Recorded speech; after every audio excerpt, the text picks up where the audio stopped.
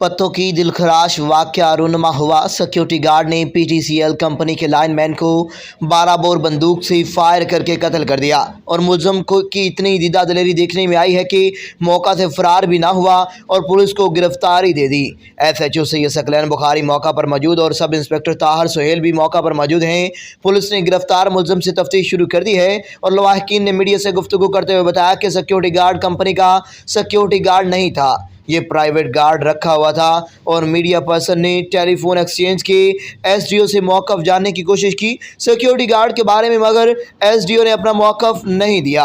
मज़ीद जानते हैं हमारे नुमाइंदा मौका पर मौजूद हैं deputy bureau chief Mohammad Irfan Ali Bhutta से।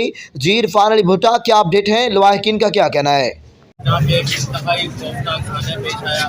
और परवेज नामी शख्स जो कि इंतहाई ही अच्छा आदमी था और इसका बखूबी में सब लोगों के साथ बहुत अच्छा था। तो मेरे साथ उनके लवाहकीन मौजूद है, हम उनसे बात करते हैं। अस्सलाम वालेकुम सर, आप क्या लगती है सर, क्या वाक़या पेश है?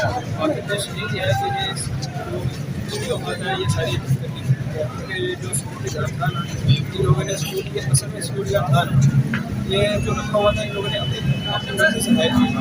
जो असल जो सिक्योरिटी गार्ड था वो जगह पे दूसरा रखा हुआ था, उसको सिर्फ खर्चा देते हैं 2-4 ये तो पता है, ये आपको पता है कि ये प्राइवेट था, ये इसका कोई सरकारी इदारे से ताल्लुक नहीं था, इसका कोई ताल्लुक नहीं था क्योंकि ये अगर इसका ताल्लुक होता तो ये चेंज उसको करने क्योंकि मुझसे आते वक्त बताया कि ये जो बंदा है ये 3-4 महीने से इधर है और हम लोग इसको कह रहे हैं कि उसको चेंज करें, तो वो हर बंदे करता था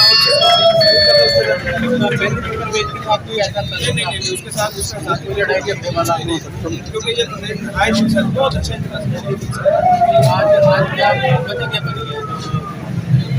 ये जो बता रहे थे कि ये जो थोड़ा सा जो घर की गोली वो पुलिस छुड़ा लेता था, वो जो गार्ड और वो जाके सेल करता है जो भी करता है उसका अपना मसला है, ठीक है।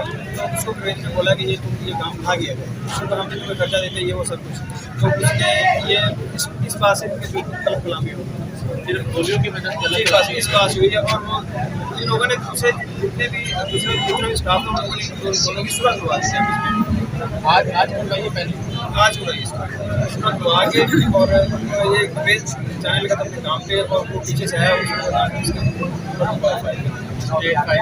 स्ट्रेट फायर मारा कुछ नहीं पीछे से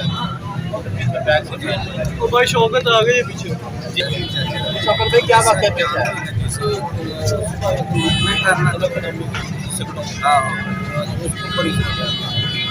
तो आपको याद नहीं है क्या कहा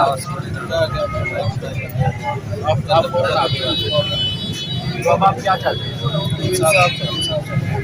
हैं?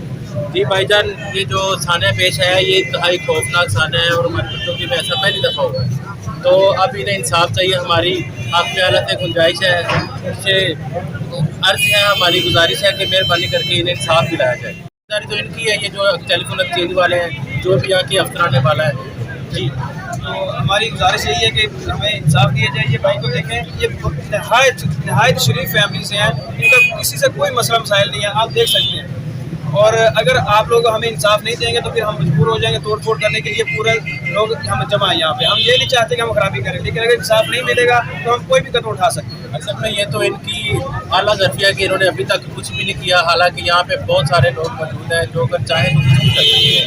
तोड़ फोड़ तो हमारे पाकिस्तान में एक आम चीज़ बन चुकी है, लेकिन इन भाई की बहुत हिम्मत है कि ये अभी तक बर्दाश्त किए हुए, क्योंकि ये जवान मौत है और जवान मौत के आगे तो कोई भी इंसान ऐसा करने के लिए बेबस है कि वो नुकसान तो करेगा। जी भाईजान, ये हमारे साथ मौजूद है दूसरे भाईजान जी। सुना है कि परवेज भाई की शादी होने वाली थी, 1.5 महीने के बाद शादी होने वाली थी, 1.5 महीने के बाद अभी शादी होने वाली थी और आप सोच सकते हैं कि ये कितना खौफनाक साना पेश है हमारी पत्तों के अंदर। जी, आप यहाँ पर जो वाक़या पेश है, आप मौका पर मौजूद थे, ये क्या वाक़या आपकी आंखों के सामने पेश आया? आंखों के सामने यही आया तो सामने दूधी जा रहा था, इधर फायर की आवाज़ आई है, जिधर आए देखा लड़का उधर पड़ा हुआ है। वो गार्ड से पूछा ये किधर का है, इन्होंने बोला ये जमशेद का है। फिर हमने पूछा उसका नाम, बोला परवेज, फिर हमने कॉल कर दी, तो मसला बन गया।